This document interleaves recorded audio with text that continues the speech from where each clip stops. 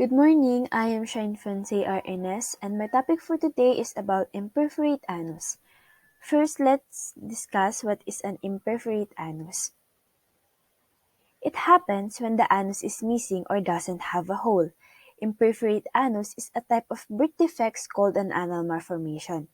It means that the anus and rectum don't form in a usual way.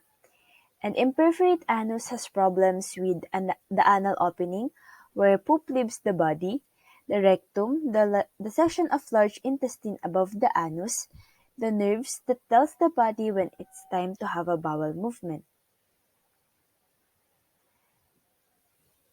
And what causes an imperforate anus? Doctors don't know exactly what it causes.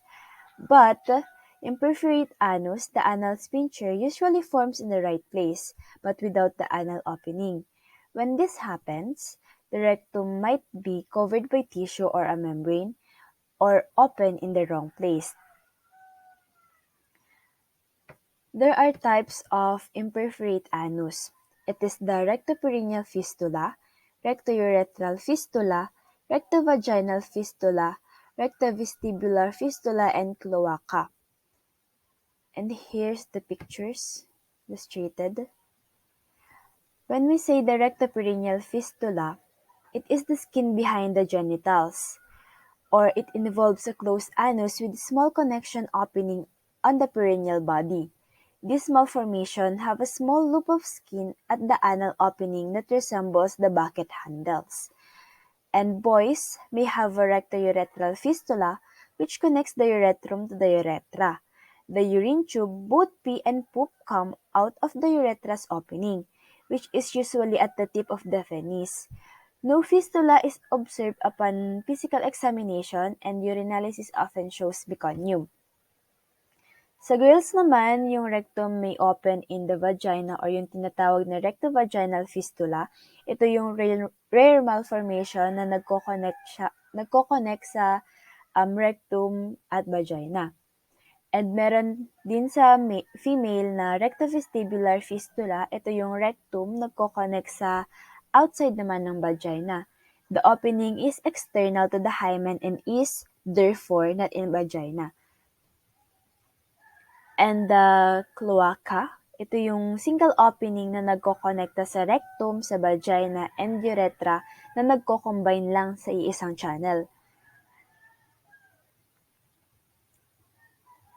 And yung anus naman na nagfo-form ng walang opening, ito yung tinatawag na anal atresia.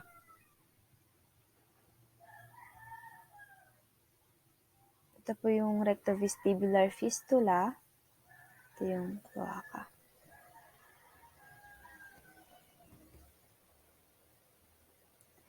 Sign and symptoms of imperforate anus. Lack or no stool. There is no passage of stool within a day or two of birth.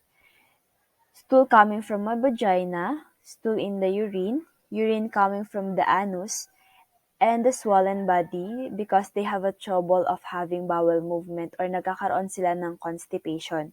Kasi nga yung newborn, hindi siya nakapag-pass ng stool or hindi siya nakapagdumi na nagre-result dun sa swollen belly. And how to diagnose imperforated anus. May ginagawa tayong x-ray, abdominal ultrasound, magnetic resonance imaging or tinatawag na MRI, the echocardiogram, lower GI and upper GI, and lastly, the cystourethrogram. Sa x-ray, yung stomach area to look at the esophagus and bones of the spine. Yung abdominal ultrasound naman, ginagamit yung sound waves and computer to create images of blood vessels, tissues, and organs. Ultrasound used to see internal organs and check blood flow through the different vessels. Yung magnetic resonance imaging naman o yung MRI, ito yung para mag-check ng spine and pelvis, para ma-check din yung esophageal defects such as formation of fistulae with the trachea or windpipe. Yung echocardiogram naman is para i-check yung heart or cardiac anomalies ng patient.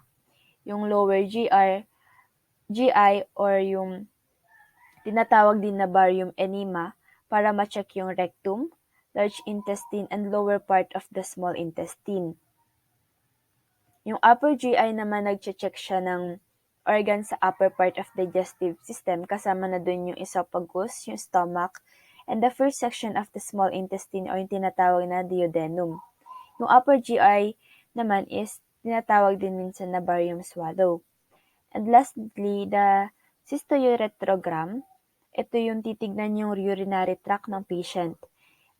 It is an X-ray examination of child's bladder and urinary tract that uses a special form of X-ray called the fluoroscopy.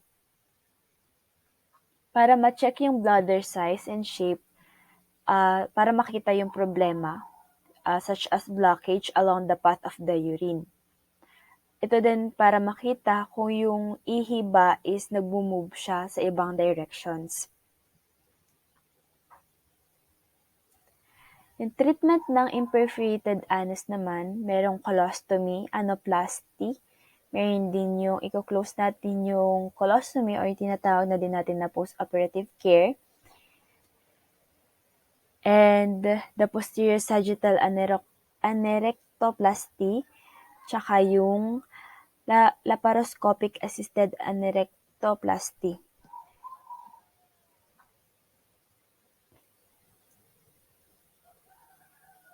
So, punta tayo sa colostomy. Ito yung large intestine na nagde-divide sa two sections.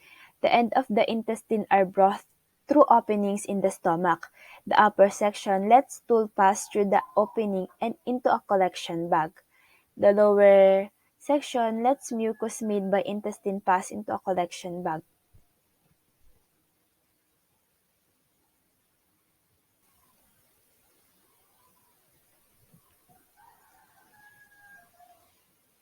Yung colostomy,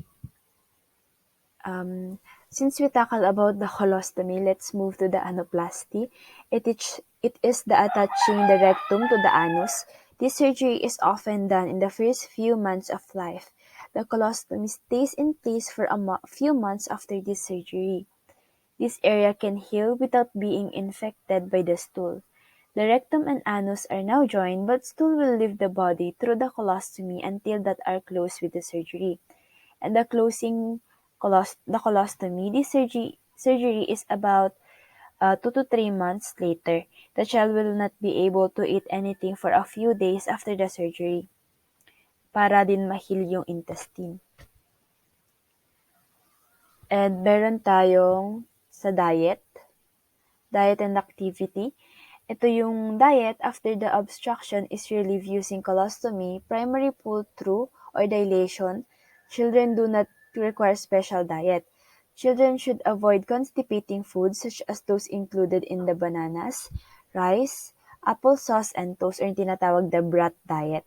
High fiber and laxative foods, whole grain foods and bread, fruits, vegetable, greasy foods, spicy food should be encouraged. And the activity naman, children with anorectal malformations are often otherwise healthy. Activity limitations are usually related only to the period around their surgical procedure. The PSARP or the posterior sagittal anorectoplasty, it makes an incision in the midline of the perineum and keeps the nerves and muscle alive. The rectum is located and freed from its attachments. If there is a connection of fistula to the urethra or vagina, it is identified, freed and repaired. The rectum is then reconstructed within the muscle of the pelvic floor and sphincters in a way that gives the child best possible chance of long-term continence. And let's move to the last treatment or the LAARP or the laparoscopic assisted anerectoplasty. It frees the rectum through the abdomen and repairs the connection using laparoscopy. Once the rectum is freed and all connections have been repaired, the surgeon makes a small midline incision in the perineum and reconstruct the rectum in the muscle of the pelvic floor and sphincters. And here's the picture of the colostomy. So let's move to the nursing management. History: the prenatal ultrasonography examinations findings are often normal, although the polyhydramnios or intra-abdominal cyst may suggest with associated hydrocolpos or hydronephrosis. And the physical exam naman is, ito yung malformation ng newborns that are missed upon initial examination. Nadi-discover siya within 24 hours when the baby is observed to have distension and failed to pass the meconium. Punta tayo sa nursing diagnosis.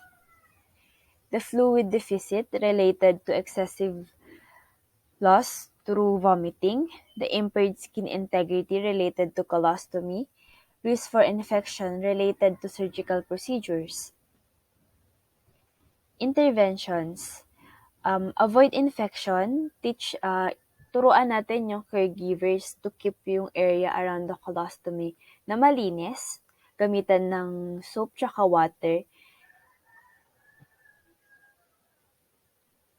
and protect the skin integrity. A protective ointment is useful to protect the skin around the colostomy. Dapat ma-monitor din yung impaired tissue integrity kahit once a day. Kung magbabago yung color, magiging red, magiging pula masyado, na nandun na yung pamamaga, at doon na din yung sign ng pain or yung sign ng infections. Restore balanced fluid volume. Administer parenteral fluids as prescribed. Consider the need for an IV fluid with an immediate infusions of fluids for patients with abnormal vital signs. Dapat turuan din yung family paano mag-monitor ng output sa bahay, yung intake and output ng newborn. Evaluation and documentation. Maintain adequate hydration with moist mucous membranes. Yung skin turgor and capillary refill good. Maintain stable vital signs.